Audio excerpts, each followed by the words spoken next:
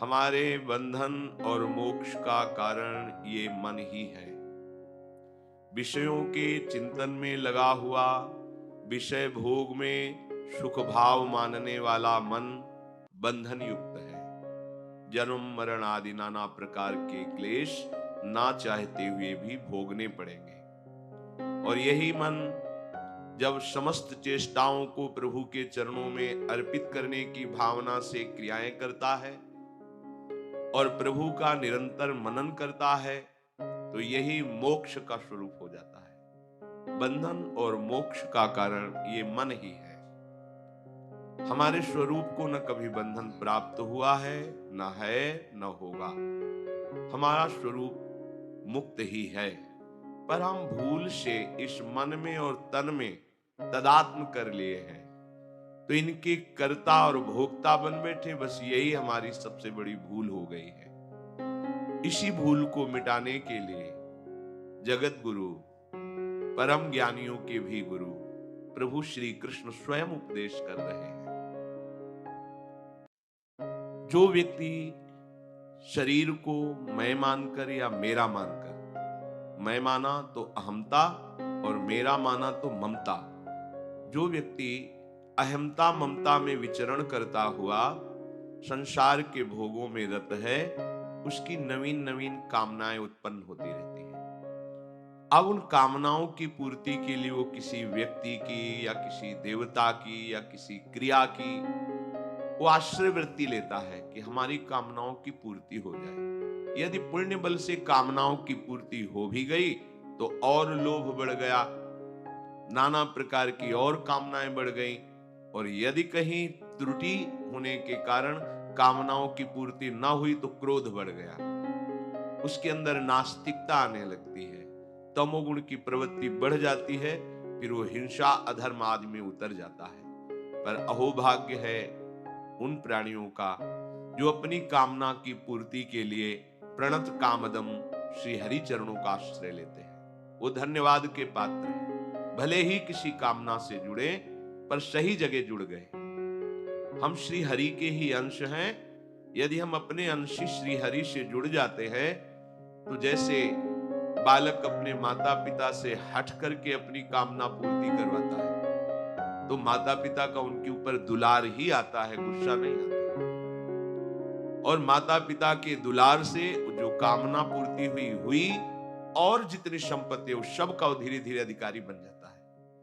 ऐसे ही हम जब अपने प्रभु को अपना मान करके अपनी कामनाएं रखते हैं तो प्रभु कृपा करके पूर्ण करते हैं और अपने भागवतिक वैभव का उसको अधिकारी बना लेते हैं, अर्थात अंत में उसकी परम गति होती है।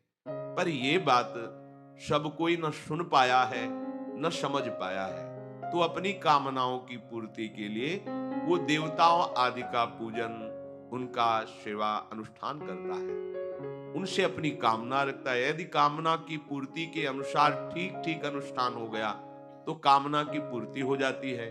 कामना की पूर्ति होने के बाद यदि उसकी उस देवता में आसक्ति हो जाती है तो उसी देवता के देवलोक को प्राप्त होता है और वहां वो पुण्य फल भोग कर फिर मृत्यु लोक में आता है। बात बनी नहीं, एक थोड़ा अच्छा स्वप्न जैसा हुआ, पर बात तो वहीं आ गई जहां से हम चले थे। फिर मृत्यु लोक में वही अशांति, क्लेश, द्वंद्व, जन्म मृत्यु। तो भगवान कह रहे हैं कि इनकी वृत्ति कामना से अपहरण होने के कारण ये हमारी शरण तक नहीं पहुंच पाते हैं। बड़े भाग्यशाली हैं जो प्रभु श्री हरि की शरण में हो गए। सच्ची मानिए, परम मंगल की नींव रख गई किसी भी कामना से। यही तो हमारे हरि की उदारता है। किसी भी कामना से आप केवल जुड़ जाइए तो आपकी वृत्तियां जुड़ती सच्चिदानंद प्रभु से हैं, इसलिए उसका परिणाम अविनाशी होगा। भले कामना विनाशी है पर परिणाम अविनाशी होगा। तो सब भगवान की शरण इसलिए नहीं हो पाते,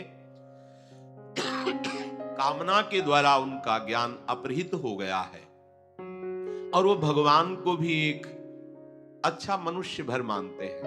हाँ, थोड़ा सा बलशाली, थोड़ा सा बुद्धिमान, ये नहीं जान पाते कि ईश्वरों के ईश्वर हैं। भला कोई बलशाली व्यक्ति ऐसा कैसे कर सकता है? विचार कीजिए, लाखों गायें हैं ब्रजवासियों की, बाबा की ही कई लाख गायें, नंद बाबा की और उपनंद आदि और भी ब्रजवासियों की लाखों की, 1 लाख नहीं, लाखों की संख्या में गायें हैं। और शास्त्रों की संख्या में सब सखाजन हैं, गोपगण हैं। और ब्रज 84 कोश भूमि चिदानंद है। प्राकृतिक भूमि 84 कोश नापेंगे तो उतनी ही होगी, और चिदानंद भूमि में एक थोड़ी सी जगह में अरबों गायें इकट्ठा हो सकती है। ये चिदानंद भूमि का प्रभाव होता है, ये बुद्धिगत नहीं है। छोटी सी जगह दिखाई दे रही, लेकिन अरबों गायें उसमें आ जाएंगी और जगह कम नहीं होगी। अब सब गायें, गोपगण, सखागण जंगल में गाय चरा रहे थे। अचानक बांस के घर्षण से आग लग गई। इतना आग लगी कि चारों तरफ से वायु के प्रवाह से घिर गए गाय, बछड़े, सखा, गोपगण। सबने प्रभु को पुकारा, क्योंकि सबके आश्रयदाता श्री कृष्ण है। हे कृष्ण, हम इस दावानल से भस्म हो रहे हैं, आप केवल आप ही बचा सकते हो। बड़ी बड़ी लपटें जंगल में और वायु के प्रवाह से चारों ओर से आग दौड़ती आ रही है। भगवान ने एक शब्द कहा, तुम सब अपनी आंख मूंद लो। आंख मूंद लिया, बस अपने मुंह में पी गए सारी आग। ऐसे की पूरी आग मुख में आ गई। ब्रह्मरोष मुखमासीन, जो भगवान के मुख से ब्रह्म रूप वेद प्रकट हुए, ब्रह्म भाव से युक्त ब्रह्म ऋषि प्रकट हुए, वहीं भगवान के मुख से अग्नि का भी प्रादुर्भाव है। मानो भगवान ने अग्नि के प्रादुर्भाव स्थान में स्थापित कर दिया। ऐसे किया, मुख में अग्नि आ गई। ये कोई व्यक्ति कर सकता है? भगवान अग्निदेव प्रचंड रूप दावानल के रूप में है, और एक क्षण में नौ किशोर अवस्था वाले प्रभु श्री कृष्ण उस अग्नि को पी गए। देखा कि शांत